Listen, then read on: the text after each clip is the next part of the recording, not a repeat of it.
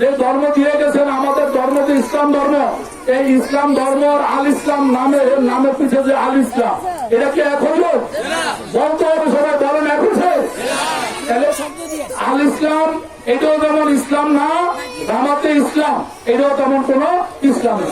এটা শোনাবেন না, যেমন রাজনৈতিক দলের নাম এখানে অনেকেই আওয়ামী লীগ করছে। এই দেশ একটা কথার কথা বলেন, আমি একসময় আওয়ামী লীগ করছি, যদি একটা নাম হয় আওয়ামী লীগের নাম তো আর ভারত তুলে দেবেন, ওইটা হলো দলের নাম, তাই না? এই জন্য দলের নাম মানুষের নামের পিছনে যেমন ইসলাম হইলে ইসলাম হয়ে যায় না, আবার কোন রাজনৈতিক দলের পিছনে যদি ইসলাম নাম লাগায় ওইটাও তেমন কোন ইসলাম না। আমাদের ইসলাম হচ্ছে কি, আমাদের নবী রাসূলগণ আমাদের জন্য আল্লাহ আমাদের যে ইসলাম ধর্ম নির্ধারণ করে দিয়েছে, এটি হচ্ছে আমাদের ধর্ম। ইসলাম ধর্ম কি? আমরা মুসলমান, ইসলাম ধর্ম গ্রহণ করতে হলে আপনাকে আল্লাহর প্রতি ঈমান আনতে হবে। কেমন? আমরা তো মুসলমান, আমাদের ভাগ্য ভালো, আমরা জন্মগতই মুসলমান। আমরা কি কোনো হিন্দু? আমরা খ্রিস্টান? আমরা বৌদ্ধ? তাহলে আমাদের দেশে কি ইসলাম ধর্ম নাই? আমাদের দেশে কি আবার নতুন করে ইসলাম প্রচারের কোনো কিছু আছে?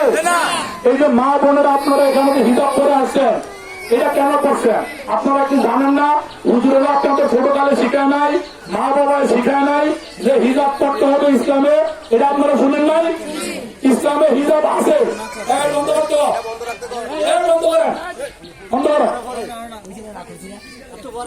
আমি বলবো ইসলামে আপনারা যে হিজাব পড়ছেন, আমরা যে এখন নামাজ পড়ে আসছি, আমরা কি নামাজ পড়ি না এখন নাকি পড়ি না? আপনারা বলেন পড়ছি না পড়ি না? তাহলে নামাজ পড়তে হবে 5 ওয়াক্ত।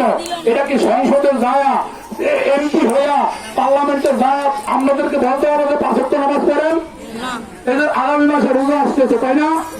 সবে বরাত মনে কালকে না পরশু দিন, সবে বরাতের পরে রমজান মাস আসবে। এই রমজানের রোজা পালন করার জন্য কি সংসদে যারা এমপি হইয়া আপনাদেরকে বলার দরকার আছে যে রমজান মাসে রোজা রাখতে হবে? বলেন না কেন? বলেন। আমাদের দেশে অলরেডি এটা বাংলাদেশের 92% মুসলমান, এই দেশে ইসলাম অলরেডি কায়েম হয়ে গেছে।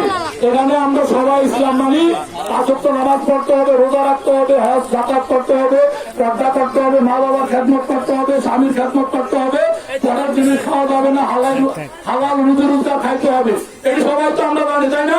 এটি সবাই ইসলাম, এটি সবাই ইসলামের শরিয়ার বিধান, এটি আমরা মানি। আমাদের দেশে ইসলাম আছে। এখন তাহলে তারা কি ইসলাম প্রচার করবে, কি করবে আমরা জানি না। আমি আপনাদেরকে 2-1টা উদাহরণ দিই। আমরা মুসলমান, আমাদের আদি বাড়ি কোথায় ছিল আপনারা বলেন তো? জান্নাতে ছিল। আমরা কোথায় ছিলাম? জান্নাতে। আমাদের আদি পিতার নাম হযরত আদম আলাইহিস সালাম, উনি কোথায় ছিলেন? জান্নাতে। হাওয়া আলাইহিস সালাম কোথায় ছিলেন? জান্নাতে ছিল। এই আদম আলাইহিস সালাম এবং হাওয়া আলাইহিস সালামকে আল্লাহ পাক বলছে, হে আদম এবং হাওয়া, তোমরা জান্নাতে থাকো, জান্নাতে বসবাস করো, জান্নাতের সমস্ত নাজ নেয়ামত যা কিছু আছে এগুলো তোমরা ভোগ করো, কিন্তু ওই যে ওইখানে একটা বড়ি গাছ আছে, ওইখানে একটা যে বন্ধন গাছ আছে, ওই গাছের কাছে যায় না, ওই গাছের ফল তোমরা খেও না। এটা আপনারা জানেন? ইতিহাস জানেন? জানেন। এটা আল্লাহ নিষেধ করছে না? এখন ইবলিসের কাজ কি, শয়তানের কাজ কি? আল্লাহ যেটা নিষেধ করছে, যেটা আল্লাহ না করছে এটা হ্যাঁ করাইছে। আল্লাহ কইছে নামাজ পড়, ইবলিস আছে আমরা আমাদের কয় কি নামাজ পড়িস না, তাই না? ফজর নামাজের সময় দেখবেন যখন আযান দেয় রাত ধরে ঘুমায় না, যখন আযানের শব্দ কানে যায় তখন ভালো করে ঘুমায় পড়ে, ওই ইবলিস ঢুকছে। আপনারা বুঝতেছেন তো?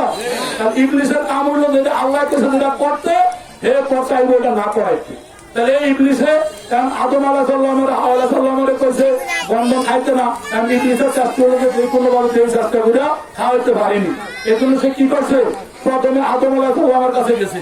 আদম আলাইহিস সালামের কাছে যায় এই বন্ধন খাওয়ানোর জন্য অনেক চেষ্টা করছে, কিন্তু এখানে সুবিধা করতে পারেনি।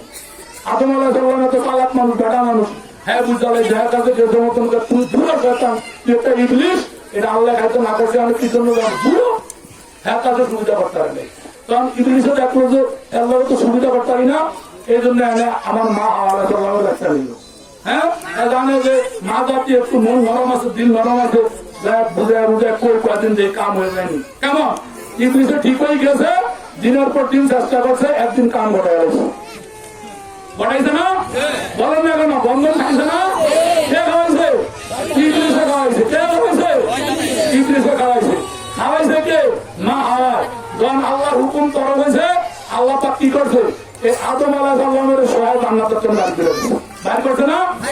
এখন তো কই যাচ্ছে না হাওয়ায় বুঝ করছে, হাওয়ায় বাইরে যাক আদমে খাও, কইছে এই কথা? কইছে দুটো বাইর করে দিচ্ছে। কেন বললাম? এখন যারা আপনাদেরকে এভাবে বুঝাইতে আছে, এরা আরো বুঝতে পারছে যে পুরুষ মেয়েদের কাছে যারা এরকম বুঝে তেমন সুবিধা করতে হবে, বুঝছেন?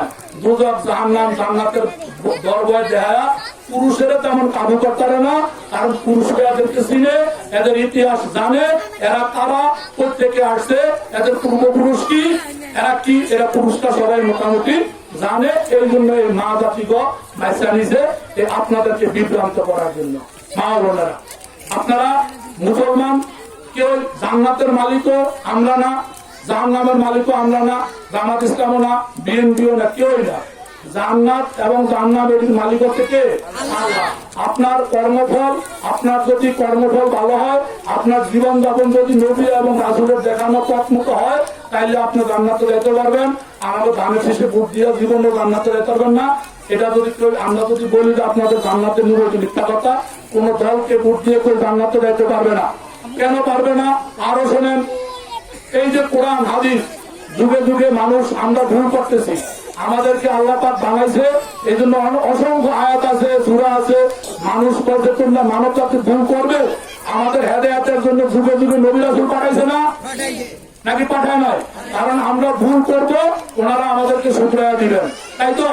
এই জন্য নবী রাসূল আসছে, কোরআন নাযিল হয়েছে, অনেক কিছু করছে আল্লাহ পাক। কেন? যাতে আমরা এই ইসলাম থেকে কি বিচ্যুতি না হয়ে যায়, আমরা যাতে কি ইসলাম থেকে বিচ্যুতি না হয়ে যায়। কোরআন শরীফের কত বড় একটা কোরআন শরীফ, 30টা পারা, কত আয়াত আছে, 6666টা আয়াত আছে মনে হয়। প্রত্যেকটা আয়াতের বিস্তারিত বর্ণনা আছে, ভালো মন্দ সমস্ত কিছু আল্লাহ পাক বর্ণনা করে দিছে। এটা করা যাবে, এটা করা যাবে না, এটা করলে খারাপ, এটা ভালো, এটা হালাল, এটা আছে না? এরকম কোরআন হাদিসে অসংখ্য জিনিস আছে। 5 ওয়াক্ত নামাজ পড়তে হবে। বাজারে এটা কেন দিছে?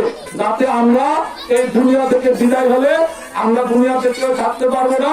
কুল্লু নাফসিন যায়কাতুল মাউত, মানুষ দুনিয়াতে একদিন আসলে তাকে মৃত্যুর স্বাদ আস্বাদন করতেই হবে, জন্মাইলেই মৃত্যুবরণ করতে হবে। তাহলে আমরা যাতে আবার কি করতে পারি, ওই জান্নাতে যাইতে পারি, এই জন্য আল্লাহ পাক দুনিয়াতে কোরআন হাদিস নবী রাসূল এগুলি পাঠাইছে আমাদেরকে কি বুঝানোর জন্য। এখন একটা ভোট দিয়া যদি জান্নাতে যাওয়া যাইতো, তাহলে এত নামাজ রোজা কোরআন হাদিস নবী রাসূল এতটুকু দরকার ছিল? বলেন। আমি যে কষ্ট করে বললে আপনারা উত্তর দেন। ভোট দিয়া যদি জান্নাতে যাওয়া যাইতো, তাহলে এত নবী রাসূল, এত কোরআন, এত হাদিস এতটুকু দরকার ছিল? একটা ছোট আয়াত নাযিল হয়ে যাইতো, এই মুসলমানগণ, এই মুমিনগণ, তোমরা এই দল করো, এই দলের ভোট দিও, তাহলে একটা জান্নাতে যাবো। আর কি আমরা দোয়া করতাম, হ্যাঁ ভোট এবার হয়ে গেছে, আবার ভোট করুন তো, আল্লাহ হায়াত দেব, হায়াতটা দিলে আবার ভোটটা দিয়ে আমি জান্নাতে যেতে পারি। তাইলে এটা একটা ভুয়া। কোন দলকে, কোন দল, নট অনলি জামাত ইসলাম, এবং কোন দল কাউকে জান্নাতও নিতে পারবে না, জাহান্নামও নিতে পারবে না। আপনার কর্মফল শুধু আপনাকে জান্নাত বা জাহান্নাম নির্ধারণ করা, এটার মালিক আল্লাহ। একটু আপনারা ক্লিয়ার হয়েছেন? না বোনেরা, আপনারা বুঝতেছেন তো? তাইলে আপনারা বিভ্রান্ত হবেন না। ভোট আসছে, ভোট আপনি দিবেন। ইসলামে ভোট দেওয়া যায়, ইসলামে ভোট না যায় না। তবে আপনাকে বলছে দেখে শুনে ভেবে চিনতে ভালো মানুষকে ভোট দিবেন। কোরআন শরীফের মধ্যে আছে, ইন্নাল্লাহা ইয়ামুরুকুম আন তুআদ্দুল আমানাতি ইলা আহলিহা। আপনাকে বলছে আপনি ভোট দিবেন, ভোট আপনার কাছে একটা আমানত, আপনার এই আমানতটা আপনি দেখে শুনে ভালো মানুষকে